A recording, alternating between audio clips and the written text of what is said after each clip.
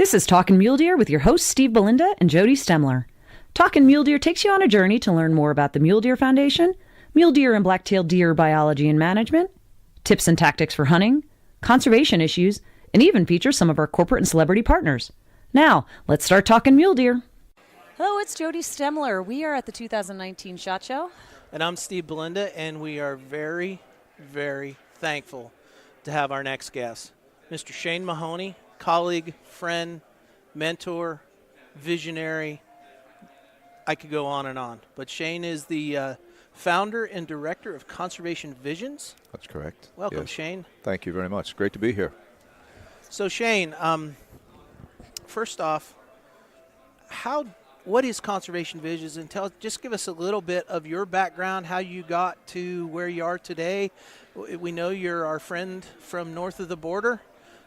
You've done a lot of work on ungulates, caribou, and others, and you've been instrumental in getting word out to a lot of folks on the foundation of conservation. So tell us a little bit about yourself. Well, I think the early formative years of my life really explain all the rest of it, including what I do today. I was born and raised on the island of Newfoundland, which is sort of the furthest flung piece of rock on the North American continent eastward. Next step after us is really Ireland as you travel east. And I was very fortunate to grow up in an extraordinarily, not just an extraordinarily rural environment, which many people today think of as a rural environment as rural farms with roads that are kind of dirt roads and people have an opportunity to travel them. But I grew up in communities, some of them which didn't have any roads at all, and where I grew up first, my earliest years, we had only dog sled and boat to really move us from one place to another. So when you talk about rural, you're really talking about rural. It was a community of obviously fishing people who really were at the forefront of the colonization of North America and really were at the forefront of the exploitation of natural resources there. And it was a childhood of just complete and utter freedom. Everybody in the community was known to one another. Every man above a certain age was an uncle. Every woman above a certain age was called aunt. And we were communally raised in a sense, and we had untold and uncontrolled access to the ocean and to the land, and really spent our time as young children participating in what were relatively dangerous circumstances near boats and wharves and so on and so forth. And out of that experience, where everyone kept some animals, had their own gardens, hunted and fished for a living, as I explained to many people, we were a death-dependent culture. And out of that, the idea of using nature became a very natural thing. But there were many other important dimensions that came to me as a result of that, which I've tried to articulate in my lectures and views and writings further in my life, which is those experiences and those cultures create a kind of humanity that is very special.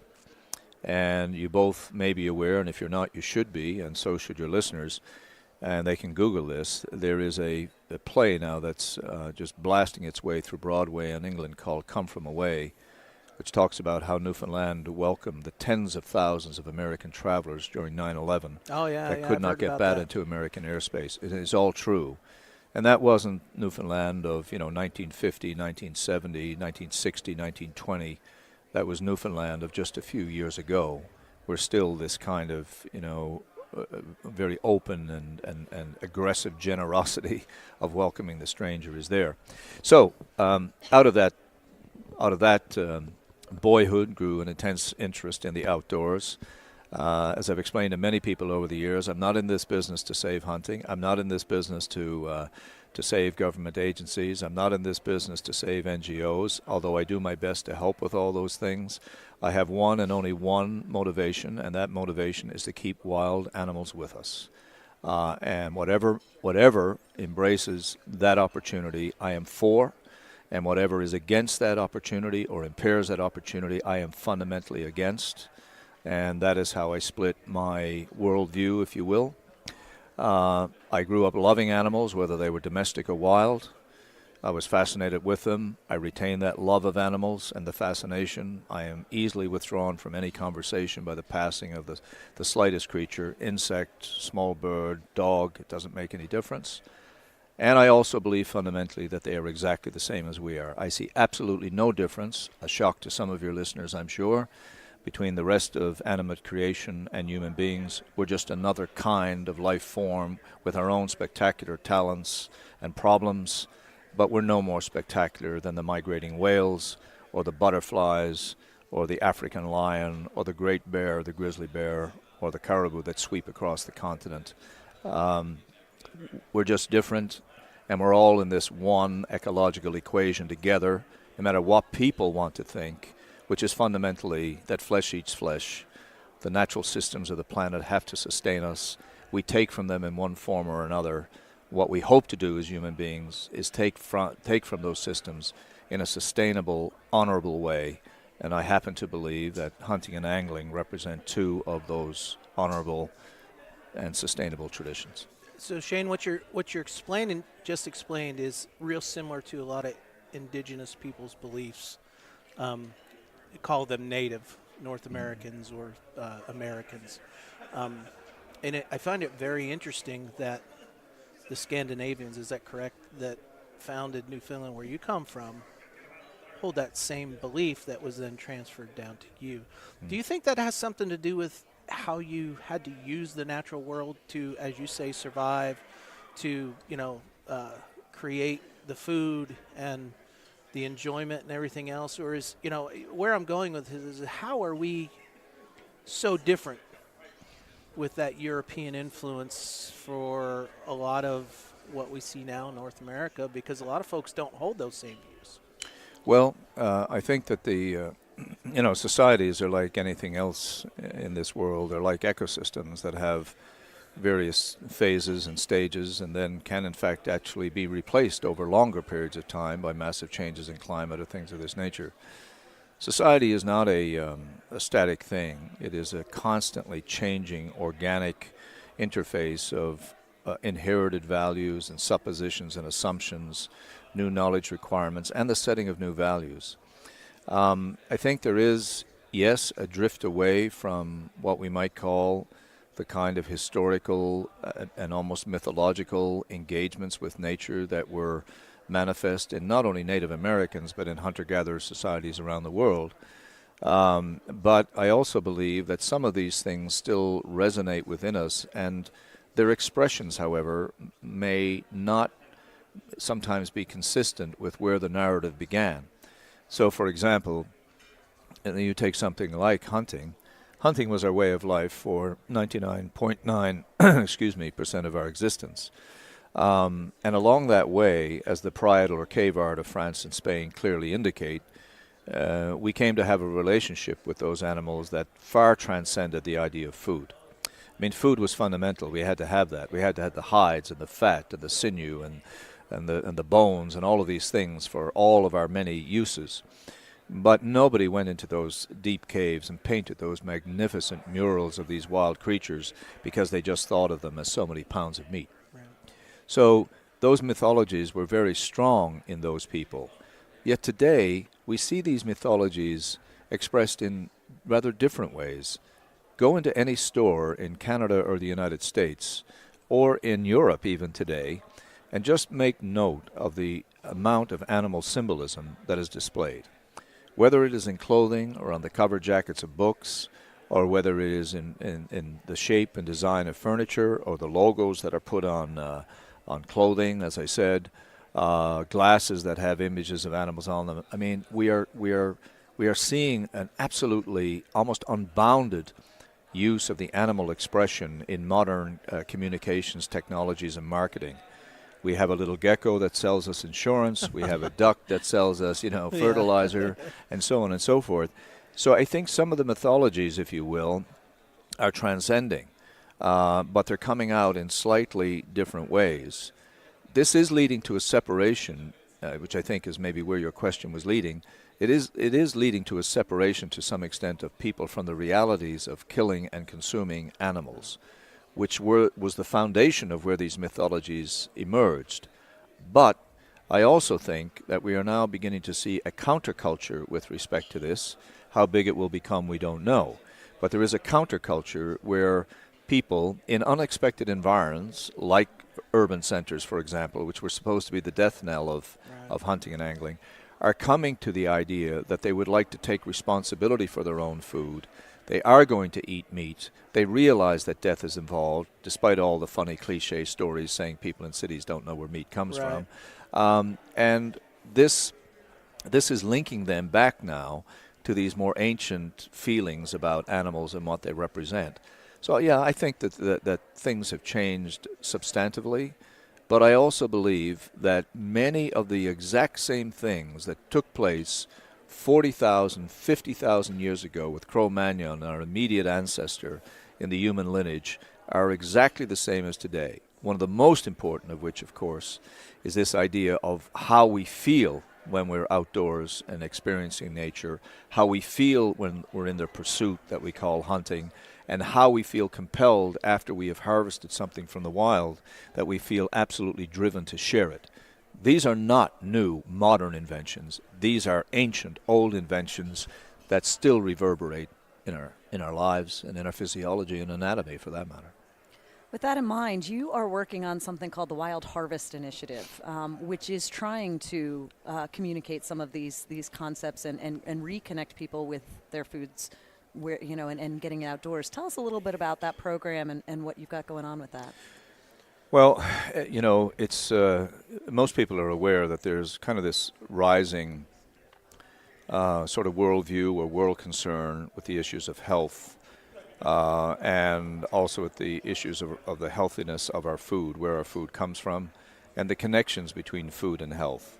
People are concerned about additives and antibiotics and all these kinds of things. And this trend has many, many dimensions, which include the rise of chefs to the status of iconic sort of superstars in the world.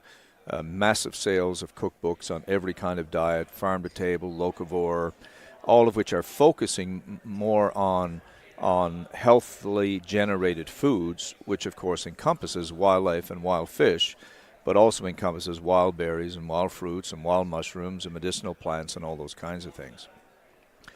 I believe this is one of the very first times that there has been a kind of modern recapture of ancient traditions for the reasons of health that's also based on scientific evidence. We know that these wild foods are extremely healthy. We know that those wild foods can be gathered sustainably, and we know that those wild foods also involve engagements with nature which, independent of the food itself, we now know has major health benefits, lowering of blood pressure, bursts of endorphins coming out in the brain to tell us that we feel good, we feel happy, and also something that human beings have been preoccupied with forever since we became human, which is something that's going to become a bigger part of my program, which is what I call the harvest of beauty. The visual impact as a visual primate of being out in those circumstances has extraordinary impact on people. Great mountain peaks or placid lakes or great sunsets or vicious storms even, things that are natural. And the scientific evidence that's coming out for this now is quite amazing. Also, we have to find a way to reconnect people as much as possible with the natural world. We've focused on children in some ways because we think they need to grow up there, and I think that is certainly a valuable and worthwhile cause. But we have to find a way to keep people engaged in nature as they go through life. And I believe that one of the biggest platforms for doing this actually involves natural harvests, not just of wildlife or fish, but all these other commodities, firewood, medicinal plants, as I said, wild mushrooms, wild nuts, wild berries, and so on and so forth. And I was interested in finding a way to put all this into a kind of strategic approach to this issue, rather than the individual, a show that might deal with food, or a chef's cooking show on television, or a book that's published on it or something. I wanted to make this part of a societal narrative, to get back to talking to people across all those activities and saying, look, this is a good thing. This is a natural thing. And the only way for us to keep these natural things is to keep wildlife habitat, good ecosystems, strong ecosystems, productive ecosystems out there that will give us the clean water, yes, because of filtration reasons, which will ameliorate, temperature extremes and do all those kinds of things, but will also provide economic products like, say, timber for timber companies for sales, but also allow us as individuals to go and satisfy our basic needs and food requirements in the healthiest possible way. And also to point out to these two wealthy nations where I spend so much time, Canada and the United States, that these natural harvests are part of our food security. 43 million people in your country suffer from some degree of food stress. 43 million annually. In Canada, it's about, I think, 3 to 5 million people or something are in that circumstance. We have a landscape yet, because of the thoughtfulness of people before, setting up natural areas, parks and refuges and national forests and keeping public lands public and working on private lands to improve circumstances. We still have in Canada and the United States an enormously untapped capacity to provide more natural food from that environment. And I would like to see us starting to turn our minds in that direction. So I began to ask the basic questions, how much natural food do we harvest? What's it worth? How much would it cost to replace it? Can we in fact increase the harvest of it? How many people participate in it?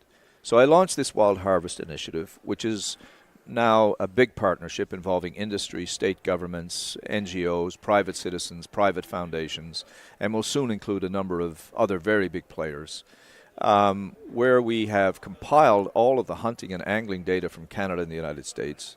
First time ever done, never done in any time of the history of the North American model or the North American conservation system.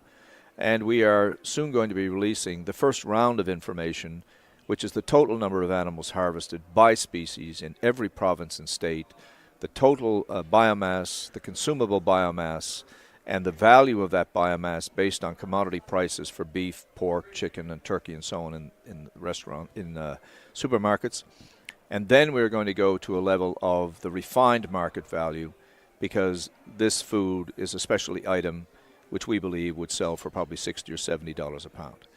We already know, and I can tell you before we release the final figures, that we're talking billions of pounds of absolutely the finest meat that it is possible to procure on the planet.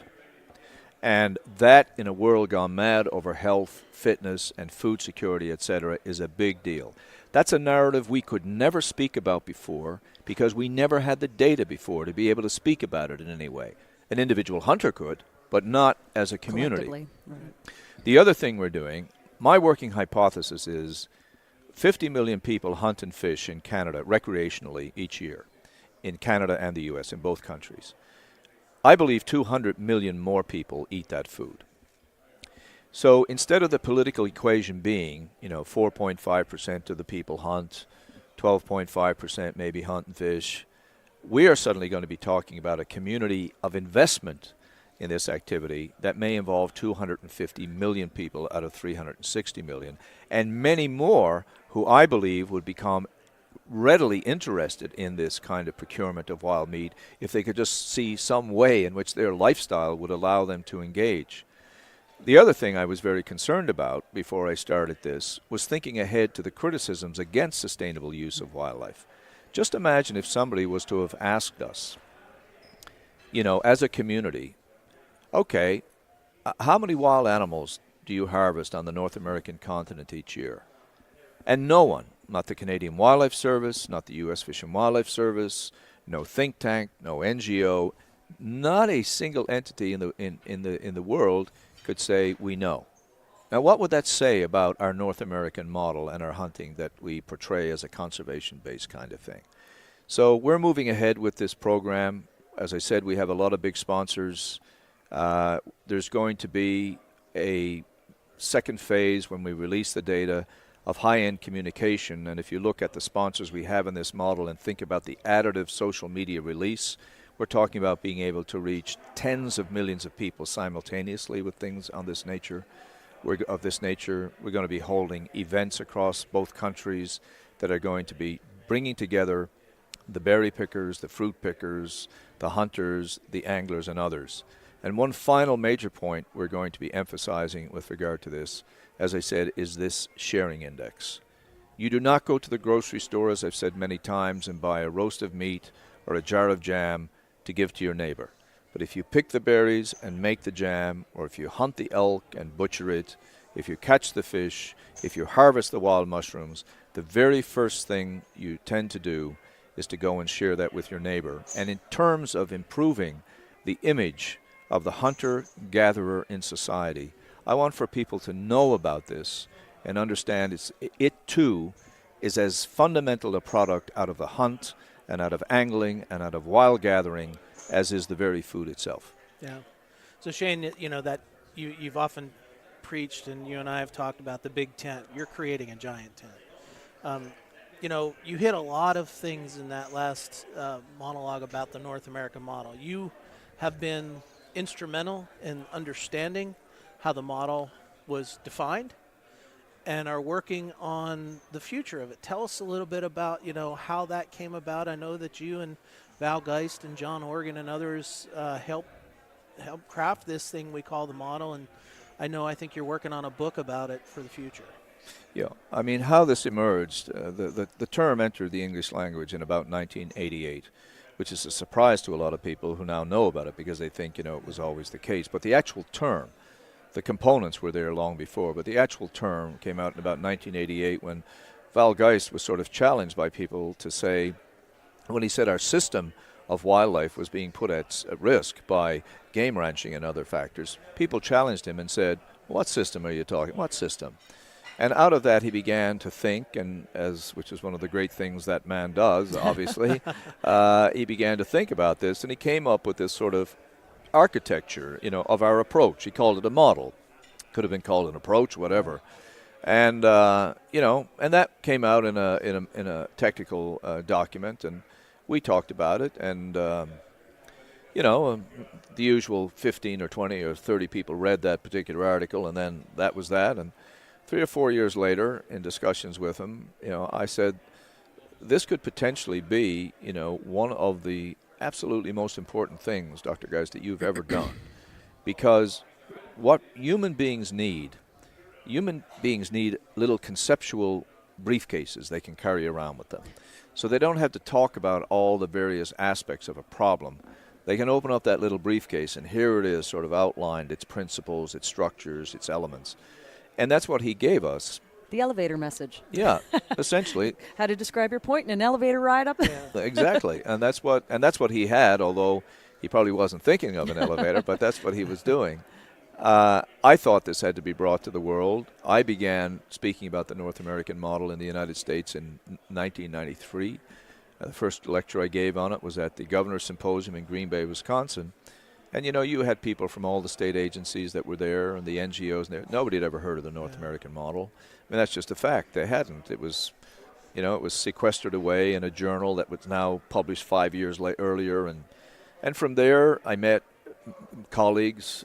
John Organ was one. James Earl Kennemer, who was with the National Wild Turkey Federation, was a major force behind this. And we started organizing events, going to the state agencies, talking about this, teaching people about it. And eventually it caught on. And we didn't have any money. We didn't have any social media at all. You know, people say you can't do anything. We had none of that. And now it has become part of the common parlance of the conservation movement, and it has generated its own supporters and its own critics, as we know. So this far down the line, we accomplished what we wanted. Certainly what I wanted to do was to give this to people as a conceptual framework. Now I'm bringing it to the rest of the world through my work with the World Conservation Union, because I think the world needs to understand what we have achieved here through sustainable use primarily, though not exclusively. There's a preservationist side of this model as well. And Geist and I are now editing the first full book on the North American model that's coming out as part of a Wildlife Society series with Johns Hopkins Press. And that will be published and available by September, October of this year.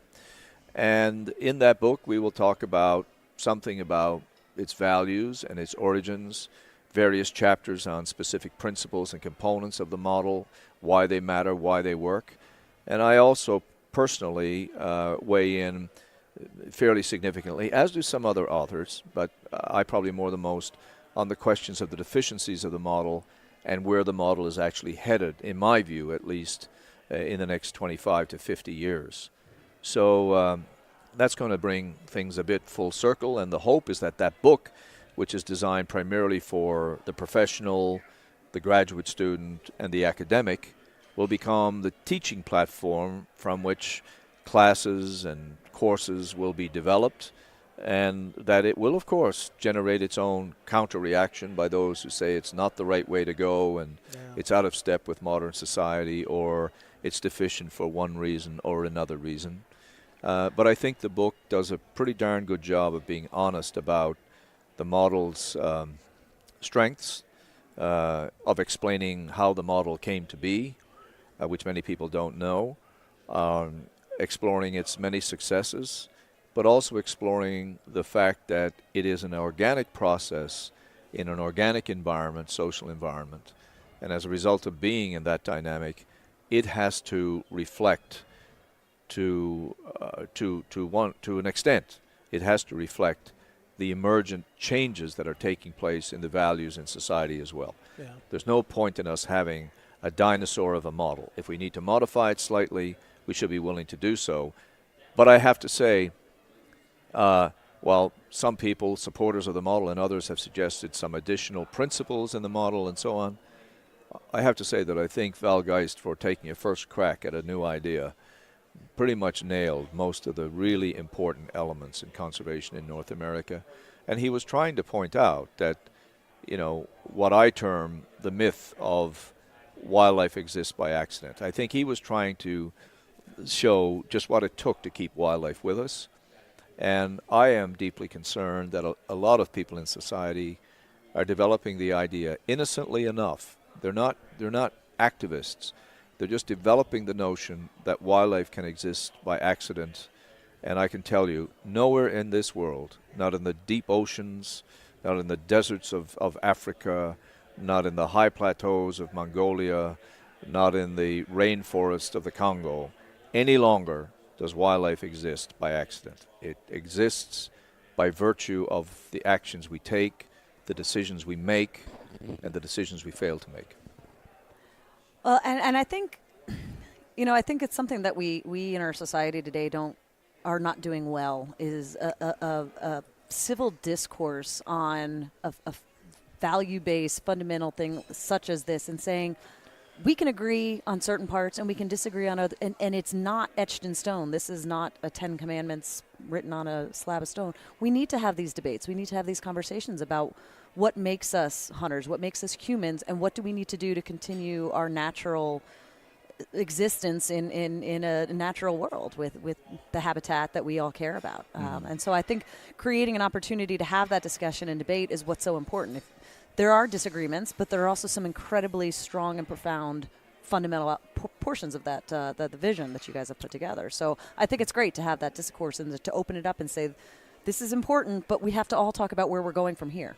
Yeah, I mean, I think that's certainly true. And, you know, some of the realities that we have is, you know, one of the most fundamental supportive agencies within the North American model as it was constructed was recreational hunting and angling. And all of the funding that comes from that and so on and so forth, which most people are probably aware who are listening to this podcast. But, you know, that constituency is getting smaller and smaller. I'm hoping that through things like the wild harvest and the whole preoccupation with wild food and so on, we can help turn this around to some extent. But nevertheless, it is a problem that the community is getting smaller, therefore the funding mechanisms are declining. And the state agencies, which are charged in this country and in Canada with delivering wildlife conservation programs, are finding it a very, it's a struggle, becoming more of a struggle all the time. Even beyond that, though, we have to find ways to make conservation as inclusive as possible. Not only because wildlife belongs to everyone. It doesn't just belong to hunters or non-hunters or anti-hunters or whatever. Wildlife belongs to everyone. And that doesn't just mean that the benefits of wildlife belong to everyone. What I keep trying to stress to audiences, it also means that the problems facing wildlife belong to everyone too. It's not like, you're just giving this beautiful thing and there's no responsibilities. I think discourse is a very good thing, and I think, the debates are healthy. I also believe that the model itself, in its wider formulation, has proven its strengths, and it has been in place for 120 years. And in the course of human society and human history, anything that has been in place actively and performing successfully, relatively, for 120 years is quite a success story. Absolutely. But as the book will point out, I have my own feelings about, some of the things some of the deficiencies and some of the ways in which it's going to have to change. Well, we really look forward to reading that book. When's that coming out? By the fall, September, it certainly will be available by October. Okay. Yeah, so hopefully, I've always said what got you to where you are now may not be what gets you to the future. Yep. And I think that's the same concept here is, Yep. We need to be thinking, we have so much more knowledge about conservation now than we did 120 years ago. And it is up to us, it's our responsibility and obligation to apply that forward. Yep. Because there are going to be things thrown at us, whether it's climate change, whether it's politics, whether it's you name it, that we're going to have to be able to adapt and be flexible to be successful. Yes. And I think a lot of folks don't realize that. I help teach the model at different levels, and I get folks thinking about it. And there are folks out there that think it is a recipe that was designed back in the 1850s or 70s that then we followed out, and that really wasn't the case. So moving forward, I think it's going to be imperative to have folks like you and Val Geist and others, creating this dialogue, getting us to critically think about what we need, and then applying those resources, skills, funding, effort, everything else moving forward. Mm-hmm. I agree with you, and I think, how we got this started was by, going into state agencies and speaking about it, going to North American conferences and speaking about it and so on.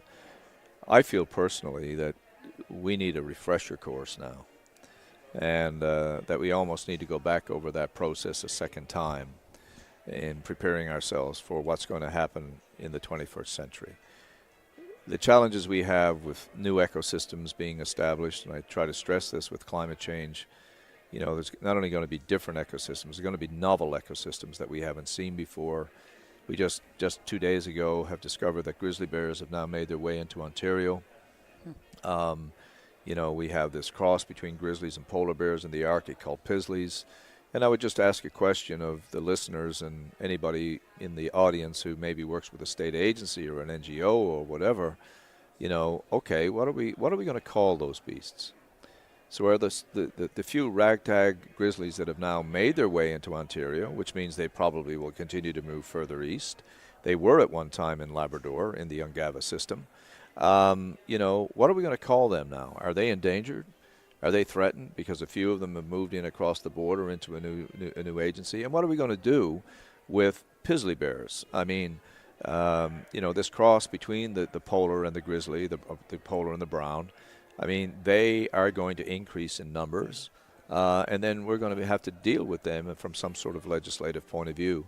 There's so many massive and complicated new questions that are going to have to be asked about protected areas and where to put them and whether they should be moved now, about corridors of connectivity, which may be operational now but which are going to change in the next 15 to 20 years, species distributions, the loss of moose populations due to the explosion of winter tick as a result of temperature changes, the massive disappearance of caribou from the eastern ocean, from the Atlantic all the way now almost to the Pacific and to the Arctic Ocean. These are big fundamental changes on the land affecting wildlife and affecting our use of it. So at the same time that we're trying to engage more people in the process, we have to recognize that the knowledge we've inherited is not necessarily perfectly presented or perfectly positioned to solve the problems coming our way. Yeah. We're dealing with some novel landscapes in the Intermountain West right now because of wildfire and climate change, where we've lost the sage ecosystem. Yep. And we've got now an annual grassland. And some of that annual grass is invasives. It's cheatgrass, Yep. it's Medusa head rye, it's a bunch of other species that are Mediterranean nature that were brought here for one reason or another that now have ballooned on the landscape and have taken over, creating a very short fire interval. But what it's done is it really challenges us to say, what can we do? Yep. I mean, we've spent considerable money and time trying to replant sagebrush and regrow sagebrush in a system that may not be able to support it. And we're getting a change in the flora and fauna in that system. And so we're seeing mule deer not use it as much. We're seeing sage grouse not be able to use it as much. But there's new species coming in with that. And the question is how, what do you do about it? Well, there's a question of what you do about it, and I say that there's even a more fundamental question. Why should you do anything about it? In other words, we are going to create these systems and these different assemblages of wildlife, and they will be, if you wiped history clean and just started with the people who see those systems, they would say, oh, that's the system we have, right? We would be saying, well, that's not the system. The system should be this system because that's the system we had. And if you go back far enough, of course, you realize that, when Native American, when the first peoples came across from Beringia and down the west coast of North America and eliminated a lot of the wildlife that was here and changed the system through prescribed fire and so on over many, many, many centuries, that, that was a system. And some people say, well, we want that system back, We want to rewild the system. We want to bring the system back as the way it was, 10, 12,000 years ago. So we're going to face these kind of even moral as well as practical questions. Okay, when does an invasive species become the norm, particularly if you're faced with the reality that you cannot do anything about it? And then when do you shift from the idea it's invasive and it's there and we got to get rid of it somehow to the fact, well, maybe now we got to start managing for it, even though that species or assemblage of species may have created a completely different guild of wildlife that you're referring to, Steve. I mean, one of the things we don't have in our agencies, for example, are people who are basically trained in these kinds of ideas of moral philosophy and the ethics of conservation from that perspective. We think about ethics in terms of hunting and so on and so forth, but the ethics of these big questions, this is going to demand new kinds of talents in our agencies that we never ever even thought about before. And so, but having said all of that, that new assemblage of challenges and problems, it's an open question as to whether that is a greater challenge to our capacities, intelligence, and innovativeness as human beings than were the challenges that presented themselves in 1880 to 1920, when we, without scientific knowledge and without state agencies and without federal agencies and without enforcement officers and without funding mechanisms and without university programs and without all of the things, laws and funding mechanisms, all the things we take for granted today, we simply said, oh, we're going to turn around one of the greatest slaughters of wildlife, one of the greatest depletions in human history, and we're going to turn it around with none of those things in place, and we're going to be successful. And as it turned out, we gradually built the model, built the institutions, and we have been relatively successful for 120 years. So it's an open question in my mind whether these big, bold new problems are any bigger, bolder, or more problematic than the problems we solved before. Yeah. Well, Shane, it's been a joy spending the last half an hour or so with you. We're looking at our watch. We both we know you have to go and Jody's got to go. So we really look forward to the book. We look forward to your continued engagement and advice, and in helping us get to where we need to go. And so. Is there any parting words of wisdom that our listeners can, what we often do is try to say, what's one little thing that an individual can do to help make a difference? Is there any key point of advice that you can give them? The most important thing any human being can do, in my view, with regard to this big issue is any time, in any circumstance, that their paths and the path of another species crosses, whether it is an insect, a butterfly, a bee, a pollinator of any kind, or a small songbird. This could be on a city street as they're walking to work on a blustery day and they see those little birds up in those stark trees, or it could be any of those kinds of haphazard circumstances that usually they just blow past on their way to work to get their latte in the morning. The biggest thing they can do is stop for 30 seconds and just watch that little animal go through its life for that short window of time. I guarantee you there is no one who does that who ever walks away without receiving something really special. And that kind of experience, even for the city dweller who's had no experience with nature in what I might call the wild or the wilderness, can give them an appreciation for animals. And without appreciation for animals by a huge majority of the people on this planet, we are going to continue to lose them at a ferocious rate. And we ought to think about a world where no birds sing. Well, Shane, thank you so much. We all very much appreciate the depth, the thought that you provoke in all of us. If somebody wants to get more information either about the Wild Harvest Initiative or the work that you're doing or read some of the work, is there a website that they can go to? Yes, they can just call up the conservationvisions.com site, and there soon will be, in about 2 weeks' time, a brand new standalone website, a recreated website just on the wild harvest. But I have my own Conservation Visions website, of course, that they can visit as well. And there's now a lot of stuff out there through the social media platforms, probably far too much, that people can gain access to sort of if they have any interest in learning about my ideas. Well, and Shane is a prolific writer and speaker and somebody we've all heard and enjoyed and appreciated over time. So even Googling Shane Mahoney is probably going to pull up a lot of information that you can more than you want. Thank you so much for your time. We really appreciate talking mule deer and talking conservation with you here at the SHOT Show. It's a busy time, and we know to sit down for half an hour from that floor is a little crazy, but we appreciate it because I know our listeners are going to really enjoy hearing your vision, your thoughts about conservation in the future. Well, so thank you. I hope they do, and you're very welcome, and thanks for having me. Thank you. Till the next time, I'm Jody Stemler. And I'm Steve Belinda. Thank you for Talking Mule Deer. Thanks for Talking Mule Deer with Steve Belinda and Jody Stemler. The Mule Deer Foundation is the only conservation group in North America dedicated to restoring, improving, and protecting mule deer and black-tailed deer and their habitat. MDF is a strong voice for hunters in access, wildlife management, and conservation policy issues. To find out more, visit www.muledeer.org and stay tuned for the next episode of Talking Mule Deer.